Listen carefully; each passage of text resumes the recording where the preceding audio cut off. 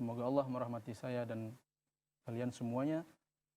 Adapun di antara, dan insya Allah sebelumnya kita sebutkan juga bahwasanya ini insya Allah buku kita kumpulan doa-doa atau dalam Al-Quran Hadis merupakan kitab yang menjadi rujukan kita untuk membahas sunnah-sunnah qauliyah atau sunnah-sunnah perkataan dari Nabi alaihi salatu wassalam.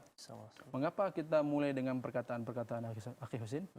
Karena sudah barang tentu sunnah yang bersifat perkataan itu lebih mudah. Lebih mudah ketimbang yang bersifat perbuatan-perbuatan. Artinya ya praktek, actionnya lebih berat gitu. Seperti itu. Dan juga mengingat perkataan Imam Al-Bukhari rahimahullah dalam kitabnya Al-ilmu qabla al-qawli wal amal. Berilmu sebelum berucap dan berbuat, seperti itu. Dan insyaallah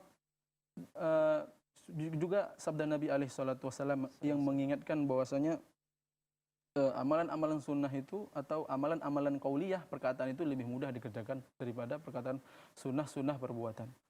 Termasuk di antaranya hadis Nabi alaihi salatu wasallam, kalimatani khafifatani fil lisan, thaqilatani fil mizan. Dua perkataan yang dia itu ringan di dalam lidah, pada lidah kita, tapi berat timbangannya di akhirat atau di mizan nantinya, yaitu subhanallah wa bihamdi, subhanallahil azim. Seperti itu.